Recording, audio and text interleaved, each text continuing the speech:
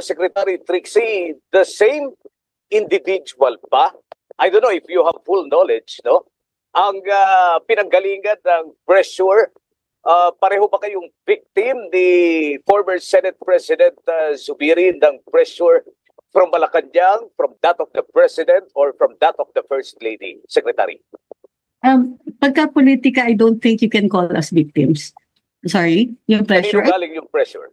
From me, it was the First Lady in both instances. Mhm. So, and yes, that's kumbaga common knowledge na rin in the... Okay. Merong nagma-mushroom na mga information na makasasakit sa Malacanang. One after the other, nag-create sila ng iba't ibang klaseng investigation.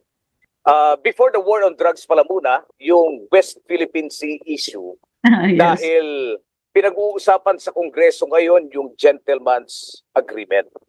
My position, Secretary, is bakit nakafocus yung attention dun sa di umano'y gentleman's agreement between former President Digong and President Xi ng China, where in fact, meron tayong unwritten agreement long before. Bakit hindi natin balikan yung history? Bakit nakatuon lang yung attention dito kay dating Pangulong Digong, samantalang ang dami na nating nakita na mga iba't ibang usapan, backdoor agreement na ginawa ni Sonny Trillanes, panahon ni Pinoy, the CTE scandal, panahon ni PGMA, yung pagpapakulong ni FBR doon sa Chinese, Vietnamese, at napakaraming iba pa. Why concentrate on Digong, Attorney Trixie?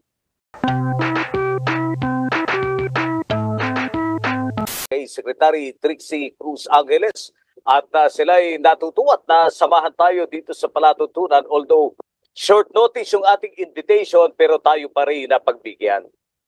Tapusin natin yung issue ng West Philippine Sea, Attorney Trixie, bago tayo magpunta dun sa war on drugs ng dating Pangulong Digong. Para daw masabi natin na nananalo tayo dito sa problema natin with China, kailangan daw natin na siguraduhin na kaya natin pakainin ang bawat food sovereignty is Yes. key. Para daw po hindi tayo umaangkat ng bigas sa China. Number one importer tayo ng bigas sa China. Hindi lang bigas, noodles. Actually, kahit saan ka tumingin, may made in China na tatak. Ang gera is one big business. Kaya nga sabi nila, huwag niyong intindihin yung West Philippine Sea issue. Dahil hindi tayo bobombahin ng China dahil number one customer tayo ng China. Pero how can we sustain yung ganitong klaseng isipin? Mula dun sa campaign promise, naging aspiration na lang yung 20 pesos per kilo ng bigas. Saan ba tayo talaga gustong dalhin noon ni Pangulong Bongbong Marcos when you were still secretary ng press office? Saan ba tayo gustong dalhin? Yung bang campaign promise na 20 pesos per kilo ng bigas, pangako ba ito? O pangarap na naging panaginip? Baka bangungot na nga para sa iba. Attorney Trixie. Okay, to be fair, yes, hindi yan market price, hindi yan retail price. Okay. Aspiration ng ating Pangulo, kasi at the time, nasa 12 pesos nung fino-formulate niya itong policy, nasa minsan 12 pesos, 9 pesos, nakakaawa yung farm gate prices. Farm gate price, yes. Yung ating mga magsasaka, at ito yung mga pinipilit ng mga traders. Okay. So, ang pangarap was 20 pesos per kilo, 20 to 22 para sa magsasaka. Tapos, maliit na rin lang para dun sa kasi binabalance natin, di ba? Yung presyo ng sa magsasaka at yung sa consumers. So, ang problema natin talaga is what we call the supply and logistics system. Alam ni Presidente ito. We discussed this extensively. So, ang kailangan intervention ng gobyerno, supply and logistics. Kasi, mabibigyan mo ng lakas yung farmer na makapag-negotiate. Correct. Hindi niya kailangan i-unload kagad yung bigas niya dahil wala siyang facilities for storage. Yes. Client would ang pag-provide ng ating gobyerno, grain silos, dryers. Hindi yan yung kasi ang biro nga namin dati, yung Department of Public Works and Highways ang gumagawa ng dryers kasi yun yung kalye. Doon sa kalye, di ba Totoo yan. Oh. So, additionally, yung dryers using technology na, yung mabilisan at nagkakaroon ngayon ng lakas ng bargaining power yung ating mga farmers. Hindi nila kailangan tanggapin yung sinusubo ng traders kasi mabubulukan sila. Hindi, wala na yung fear na mabubulukan sila ng produkto nila. So it's not just, doesn't just apply to rice farmers, pati dun sa mga prutas, vegetables and all that, cold storage. Kailangan nila ng cold storage. Pati sa ating mga producers ng broilers, chickens and all that, para sa livestock. Cold storage. Alam niyo ba na ang karamihan ng cold storage dito sa Pilipinas ay ginagamit ng mga importers. So, tayong cold storage, in fact, nandun pa tayo sa ice plant era na pag nagtatransport tayo yelo. Okay lang yon, ganyan naman talaga. Pero pag wala kang ng long-term storage, refrigeration, then wala ka ring kakayahan mag-negotiate with the traders. Yung traders, sila yung may kaya ng cold storage. Sila din minsan kasi yung importers. So Secretary, saan galing yung 20 pesos? Yung bang 20 pesos na binanggit ni Pangulong Bongbong Marcos na bahagi ng kanyang aspiration? Farm gate price ba ito o SRP? Farm gate po yan. Pero parang hindi yata ganyan yung pick up ng ating publiko. Ang tinutulungan kasi natin, both ends, hindi lang mga consumers, pero mga farmers. So kung provide ng gobyerno yung supply and logistics system, magiging mas mura pa rin para sa consumers. That's kasi, right. Kakayanin nga dumiretso ng consumers sa farmers. There's the technology available already. Pero, stranglehold po ng, ang tawag nga ni Senator Amy, cartel ng mga traders yan. Sila yung ng warehouses, ng mga grain silos, ng mga drying facilities, refrigeration, cold storage, even the ice plants, sila yung may-ari. Tapos sila din po ang importers. Kasama ba dyan yung pinsan ni First Lady sa pinatutungkulan ni Senator Amy? Pinsan o kapatid? Pinsan. Pinsan. Okay. Indo. Yeah, okay. So may mga ganon na involved in importation. Yes. Nakikita natin na merong mga very, how do you call this, parang may incestuous relationship with the importers. Pero Secretary, ang tanong ko ay, bakit ang pick up ng ating publiko, that 20 pesos refers to SRP? Talking about communication, at ikaw ay isang eksperto pagdating dyan, paano nag-iba yung dynamics ng communication plan with that 20 pesos per kilo of rice? Kasi wala naman sumasalag sa gobyerno eh. Okay. Because like I said, ang problema maraming nagsasalita pero konti ang kaalaman. So ang OPS, yung PCO, hindi nila naiintindihan yung sistema ng ating agrikultura and including yung trading and lead up to the retail prices. Kung hindi nila naiintindihan yan, wala silang makokorek. So matsada yung 20 pesos na 20 pesos na bigas hindi natupad, failing yan ng gobyernong Marcos. They fail in their comms. Ang problema rin kasi sa comms, the way I'm seeing how it's being handled, ang daming nakikialam ko, konti rin ang kaalaman. Kasi dapat magsalita, pero propaganda ang alam, hindi alam mag-explain. Alright. Ako sabi ko 3:15, 3:16 na, 5 more minutes, Secretary, sorry ha. Pero gusto kong maintindihan talaga yung point of view when it comes to the war on drugs na dating Pangulong Digong. Pero sa susunod, muli natin pong i-invite si Secretary Trixie para tayo nabibigyan ng mas malalim at makabuluhang talakayan. Let's talk about the war on drugs na dating Pangulong Digong. Hindi na natin pag-uusapan yung ICC. dahil hinihintay pa naman natin yung Sarsuela tungkol dyan. Pero nabanggit ko na that ICC thing is the President Bongbong Marcos's final nail in Digong's political coffin, no? Parang inaano lang hintayin natin kapag hindi nagkasundo, papasukin natin ang ICC. Parang ganyan yung datingan. Pero ang gusto kong maintindihan, hati yung atensyon ng ating mga kababayan pagdating dun sa war on drugs ng Pangulong Digong. Maraming tinatanong na mga victims at families of victims. Ito yung mga pinatay daw o yung napatay because of that police work. Okay. Konti yung naririnig natin na mga dapat sanang nabiktima pero buhay. Kasi hindi sila pinatay riding in tandem.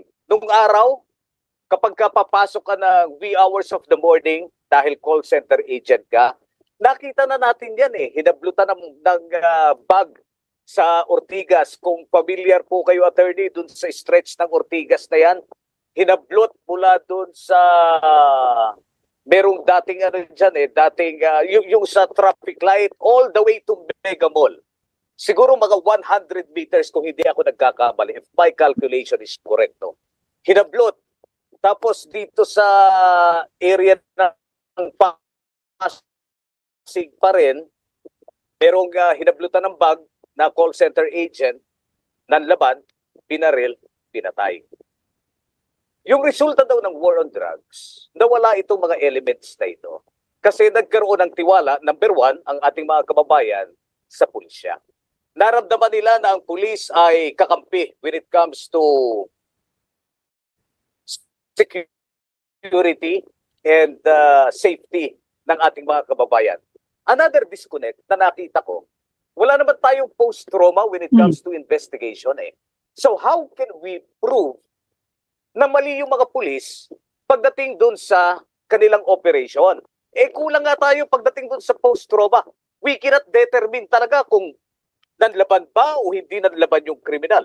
So ang daming loopholes for us to conclude na medyo hindi tama yung naging practice ng ating PNP pagdating dun sa war on drugs campaign. I don't know, Attorney Trixie, your inputs pa, please. Well, pagdating dito sa war on drugs,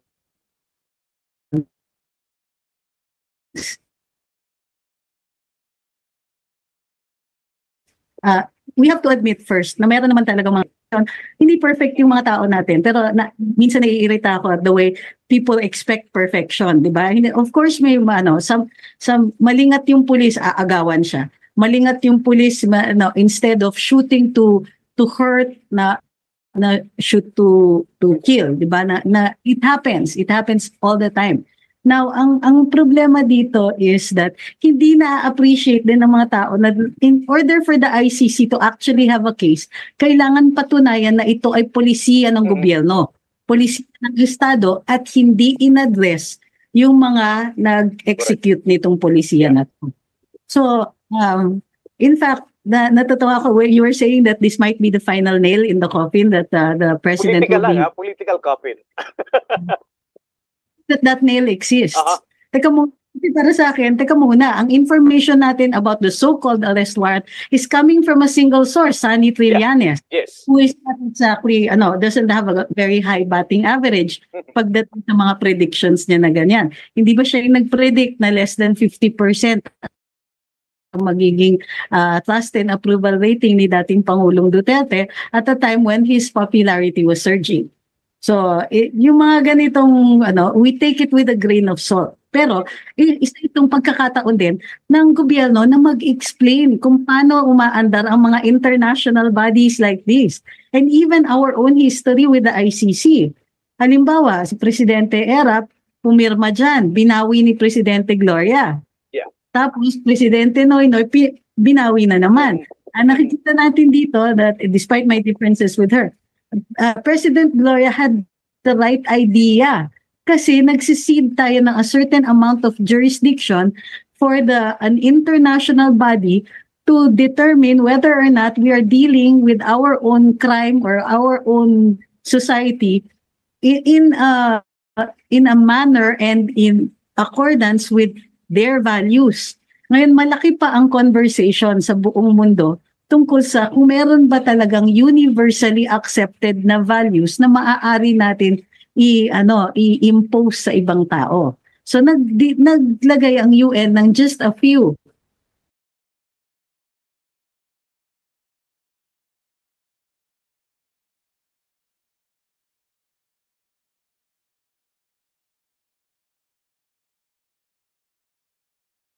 Right to life, of course, yung mga random killings, mga ganyan, understands how these things work. Trabaho po ng gobyerno yan. Trabaho po nila na magbigay ng sapat na impormasyon para because the Filipino is an international person. Parati tayong bumabiyahe. We work abroad, we travel abroad, we do a lot of things abroad. We're like the international citizens of the world. Pero hindi natin naiintindihan how these things work. Okay. Siguro bahagi ng final words ni Secretary Trixie. How do you rate the president? No? Sa loob ng 2 taong panunungkulan niya bilang 17th president of the country. O katulad ng sinasabi ng iba, too early to judge Bongbong Marcos. Pero ikaw, Attorney Trixie, 10 being the highest, what rating will you give? I just like to remind everybody na yung too early to judge, sa akin nang galing yun. That was my off. Okay. An early criticism of the president. And we were able to extend that. Wala na ako sa Malacanang, ginamit ko pa rin for 1 year to give the president breathing room. Okay. So that was... What will be your rating? Well, ako, given that he has been given so much time and support and that he has so many relatives in office, he has no reason to fail, and yet he is failing. Kasi para sa akin, when food prices are up and and there is no transparency in government and everything, diba the last surveys, he should listen to the surveys. The last surveys indicate a plummeting trust and approval and satisfaction rating. Yeah. Medyo mababait pa yung mga ngayon. But ang nilalagay nilang dahilan ay dahil matataas ang presyo. Pagkain, tubig, kuryente, internet, transportation, kulang ang trabaho. These are basics. These are the things the president should be working on. And yet, from what we hear, and communications is an important part of this, he talks about the West Philippine Sea. He talks about yung Yolanda na hindi daw inasikaso ng mga dating administrasyon. He really needs to kumbaga recalibrate and figure out what are the basics, what are the people expecting from him. That's my cat. What are the people expecting from him? So right now I would rate it a failure, but it's not the end of his term. So he's only been here 2 years. There's enough time to turn these things around, but into the people. Stop sandbagging us. Parang ang nagiging reseta sa lahat ng problema ng gobyerno ay PR. PR is it's a panacea. It's temporary lang yan. You still have to deal with the problem when people start saying, teka muna, nagoyo yata tayo doon. And they're going to ask harder and harder questions as things go along. So if there is no turnaround, well, then you'll have to accept the consequences that this Marcos administration is failing and continues to fail. All right. And the press secretary is part of what is called the official family of the president, the group, no? Hindi kami ahead of the executive secretary, pero kasama namin kasi parati ang Pangulo. Mm-hmm. And the policy is to speak with one voice. Government must speak with one voice. So OPS, there was a policy na all of the agencies, prior to holding press conferences and making press releases, dumadaan sa amin to check if they were consonant to the president's policies.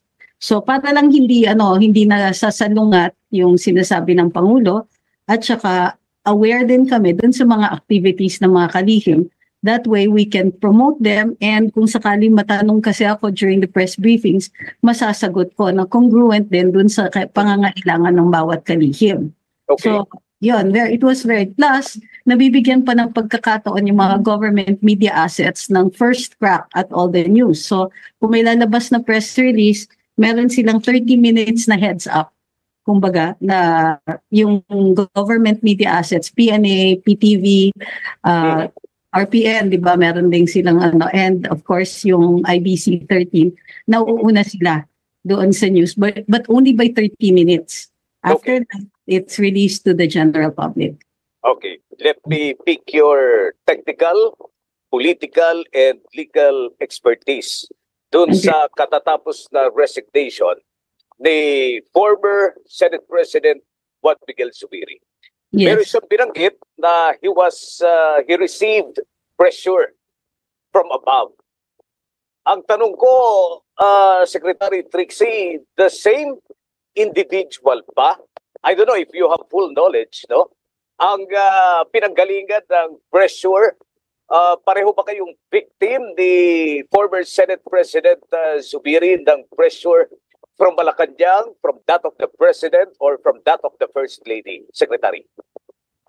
Pagka politika, I don't think you can call us victims. Kasi ganyan talaga ang politics. Ako particularly, government presidential appointee. You serve at the pleasure of the president. Correct. So, yan matatanggap ko. Pero, subsequent to that, when I was already working at another station, I went back to my program.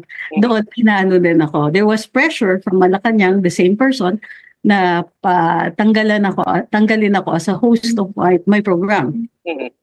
Doon mo masasabi. Yung karambola ang sinasabi mo sa TWIC. Yes, sir. Yes, sir. Doon, So, para sa akin kasi there's no such thing as victims pagka... Pero kanino galing yung pressure? Sorry? Yung pressure? Kanino galing yung pressure?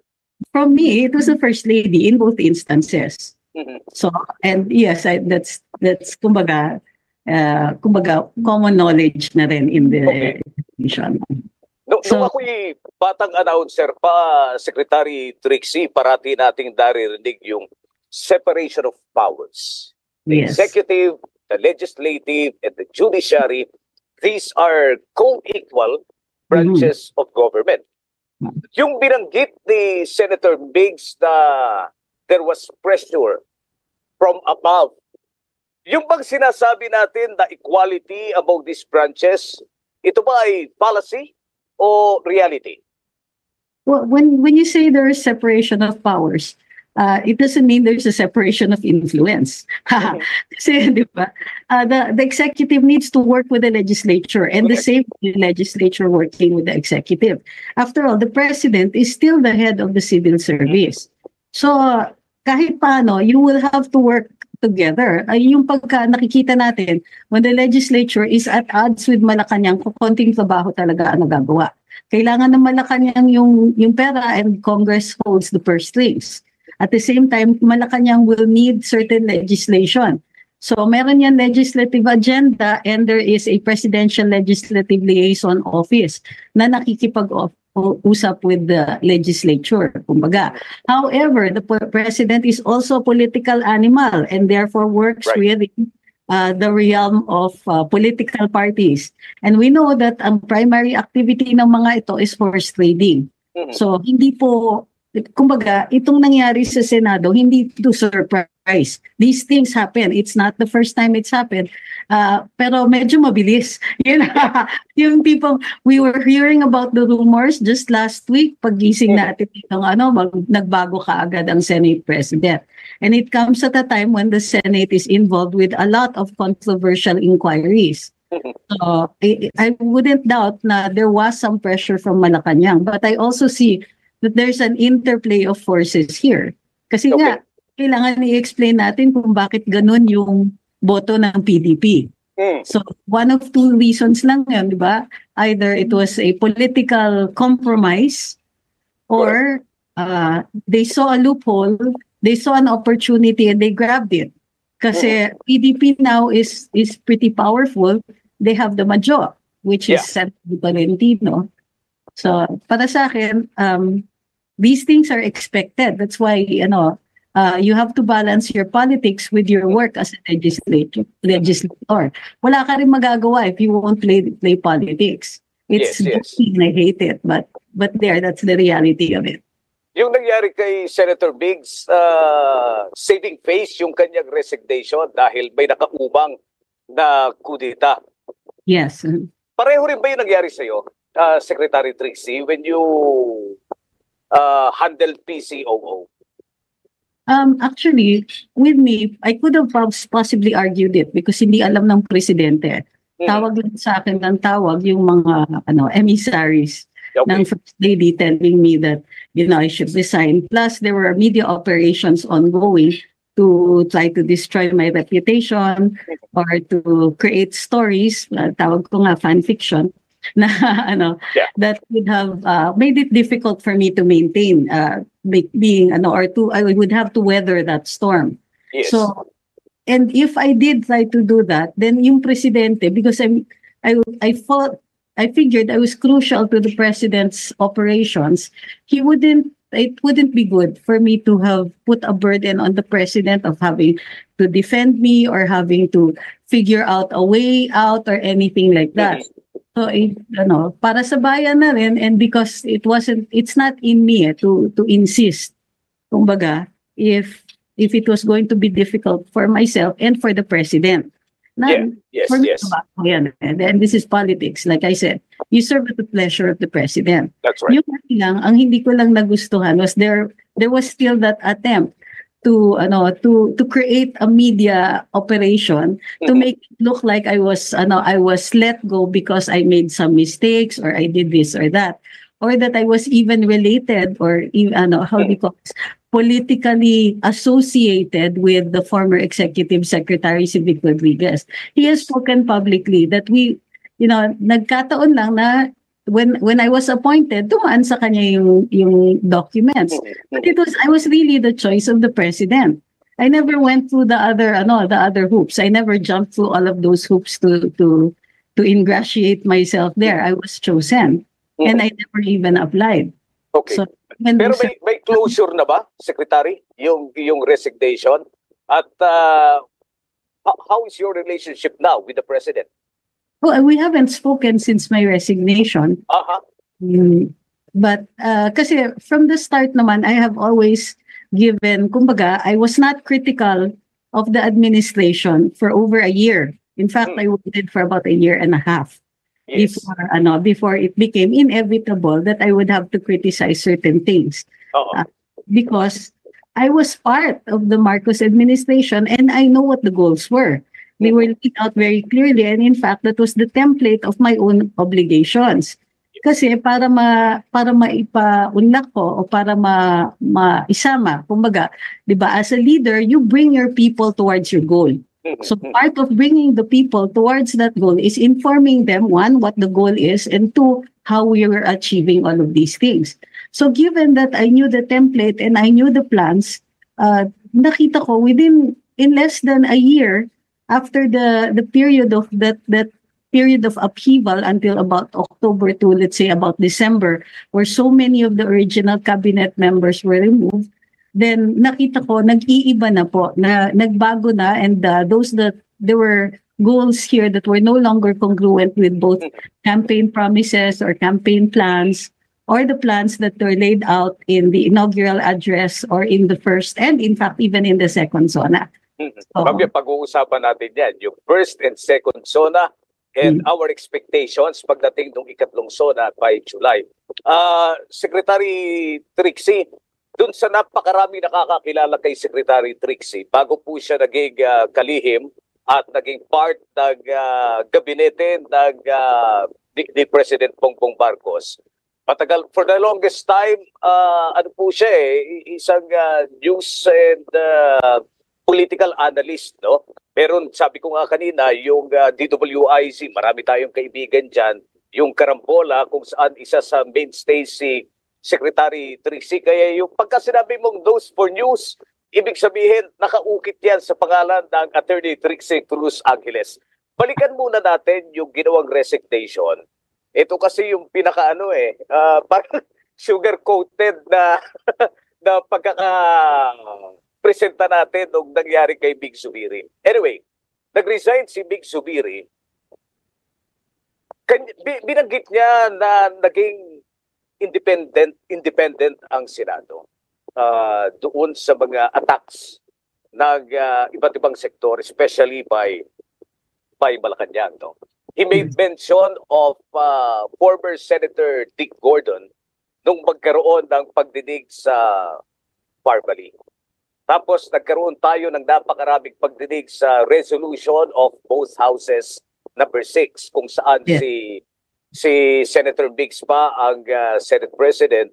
At dito tinalakay yung People's Initiative, yung charter change. Kaya kanyang binabanggit paulit-ulit na merong independence ang Senado during his term. Anong nakikita nyo na magiging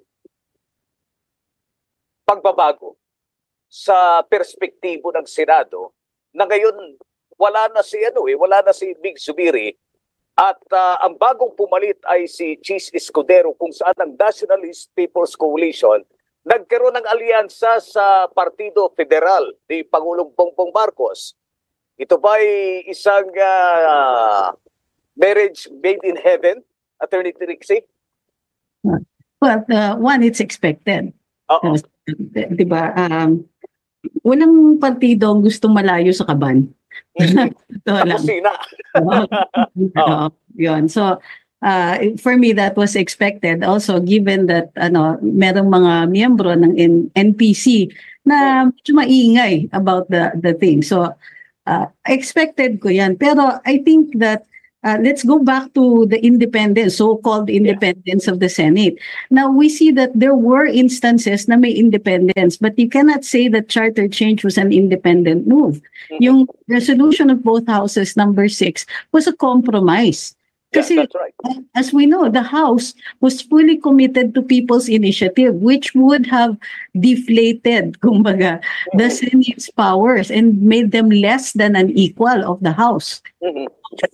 Yung in fairness kay Senator Miggs, pumalag siya over this. But he still agreed to one regarding economic provisions, which pag tinitignan mo yung mga provision na yon, parang madalian lang, o sige, ano pa bang lalagay natin dito? Parang naging excuse na lang para magkaroon pa rin ng charter change. Which leads us to believe na itong mga economic provisions na to, it's just an excuse to start the charter change, but there will be other things to be included na bubulagain na lang ang taong bayan. That's right. So, ang nakikita natin dito, if the Senate were truly independent, wala na yung economic provisions na yan. Kasi kahit yung sarili nilang poder, ay mamimiligro pagka binuksan natin. Pag alam na ganun that's the reality Kongreso, oo. So yan yung ambisyon ng Kongreso in fact, unicameral pa nga ang ina-anticipate natin na proposal nila dyan. Para, syempre, kung i-maintain, tapos syempre, term extensions, ganun din, madidegrade yung mga posisyon ng ating mga senador considering na sila ay binoto with a mandate of a national mandate, hindi district mandates yan. So natural, para sa akin, nilagay pa rin nila yung sarili nila sa paligro by agreeing to an economic provisions change. Kumbaga, ano pa rin yun. So that's why I think that wasn't really an independent move, but rather a compromise. Yeah, because ni Senator Mix, patay na yung RPH 6. Ang aking tinatanong dito ay, yung pagiging vindictive daw ng isang legislative branch kapag merong nagma-mushroom na mga information na makasasakit sa Malacanang, one after the other, nag-create sila ng iba't ibang klaseng investigation. Before the war on drugs pala muna, yung West Philippine Sea issue, dahil pinag-uusapan sa Kongreso ngayon yung Gentleman's Agreement. My position, Secretary, is bakit nakafocus yung attention dun sa di umano'y Gentleman's Agreement between former President Digong and President Xi ng China, where in fact, meron tayong unwritten agreement long before. Bakit hindi natin balikan yung history? Bakit nakatuon lang yung atensyon dito kay dating Pangulong Digong, samantalang ang dami na nating nakita na mga iba't ibang usapan, backdoor agreement na ginawa ni Sonny Trillanes, panahon ni Pinoy, the CTE scandal, panahon ni PGMA, yung pagpapakulong ni FBR doon sa Chinese, Vietnamese, at napakaraming iba pa. Why concentrate on Digong, Attorney Trixie? Because he still remains a formidable force. Mhm. Yeah.